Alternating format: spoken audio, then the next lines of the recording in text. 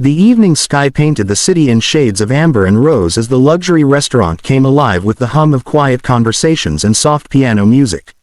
At a corner table near the window sat Ethan Hale, a man who had everything money could buy, except what he secretly craved most: peace and companionship. As the CEO of Hale Industries, Ethan's name was synonymous with success, but success came with solitude. His days were filled with meetings, mergers, and media flashes. His nights, however, were filled with silence, an empty penthouse overlooking a city that never stopped moving. He sighed, glancing at his watch. 7 o'clock sharp. His sister had arranged this blind date, insisting he needed to live a little. He didn't expect anything.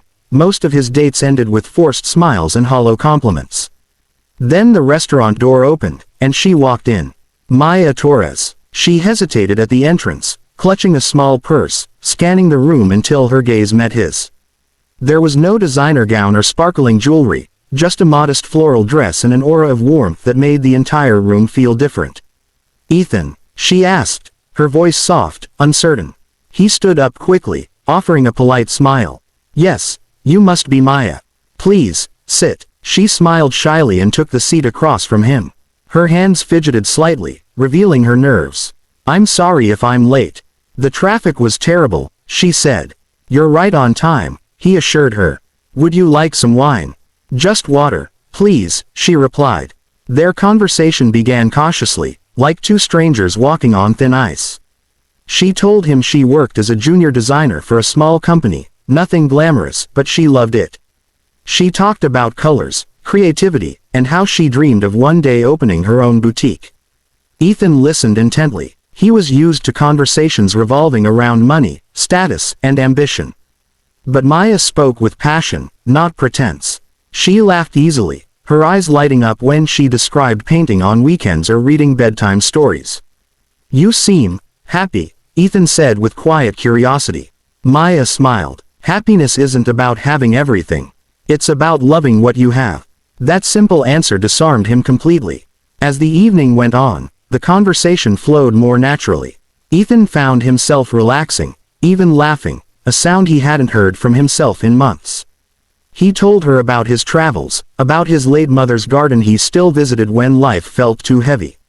Maya's eyes softened. "You must have loved her a lot." "I did," he said quietly. "She always told me that no matter how successful I became, I should never forget what it means to be human." Maya nodded slowly, her gaze meeting his. She must have been a wise woman. For a fleeting moment, Ethan thought this blind date might not be a mistake after all. Then, her phone buzzed. Once, twice, then again. Her smile faded. "I'm so sorry. I need to take this," she murmured, standing and walking a few steps away. Ethan tried not to listen, but her tone was anxious, protective. "Is she okay? Give her the medicine, and I'll be right there," Maya whispered urgently before ending the call. She returned to the table, her face pale. "Ethan, I'm really sorry. I have to go. My friend who's watching my niece isn't feeling well. I can't stay." She grabbed her bag, her movements hurried. "Of course," he said, rising to his feet, though disappointment settled in his chest. "I hope everything's all right." "Yes, thank you." She gave him a quick, apologetic smile before rushing out into the cool night. Ethan sat back down, staring at her half-empty glass of water. Something about her words, about the way she said, "my niece," didn't sound right. There had been hesitation. Then he saw it. On the table, she'd accidentally left behind a small, folded drawing, crayon lines of a stick figure woman holding hands with a tiny child. At the bottom, written in a child's scrawl, "Mommy and me." Ethan's breath caught. The next morning, Ethan Hale arrived at his office earlier than usual, but his mind wasn't on business. The city skyline stretched endlessly before his window, but his thoughts were caught in a single moment. Maya's sudden exit, her voice trembling, the child's drawing she left behind. He turned the folded paper over again and again between his fingers. The crayon lines were smudged, the hearts uneven, but something about it tugged at him in a way nothing else had in years. He could have dismissed it. He could have told himself it was just another date gone wrong. But he didn't. By noon, he was restless. His assistant, Julia noticed. Rough morning, sir. Ethan forced a faint smile. You could say that. He didn't tell her that the face he couldn't stop thinking about wasn't a business partner. It was a woman who had turned his world upside down in a single evening.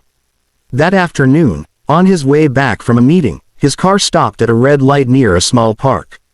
He glanced out the window, and froze. On a park bench sat Maya. Her hair was pulled back, her face tired but serene. A little girl, no more than 5, curled up in her lap, sleeping soundly. Before he could second-guess himself, he asked his driver to stop. He walked toward them slowly, quietly, almost afraid to disturb the peaceful picture before him. Maya, he said softly. Her head jerked up, surprise flashing across her face. Ethan, what are you doing here? I could ask you the same, he replied with a gentle smile, sitting down beside her. Maya looked away, clearly embarrassed. I didn't expect to see you again. I wasn't sure I'd see you again either, he said. But I think you left something behind. He reached into his jacket pocket and pulled out the folded drawing. Her breath hitched when she saw it. Oh no, Lily must have slipped that in my purse, she murmured, brushing a hand over her daughter's hair. I'm sorry you found out like this. Ethan studied her quietly. You don't need to apologize, Maya. You're a mother. That's nothing to hide. Her eyes softened with guilt. I should have told you last night. I was just scared. Scared of what? He asked. Scared you'd look at me differently, she whispered. Most men do when they find out I'm divorced, with a child. They stop seeing me and start seeing complications. He leaned back, watching the way she held her daughter close, as if shielding her from judgment. Maya, he said gently, you should never apologize for loving someone enough to fight for them. That's not a complication, it's strength. Her eyes shimmered, her voice barely audible.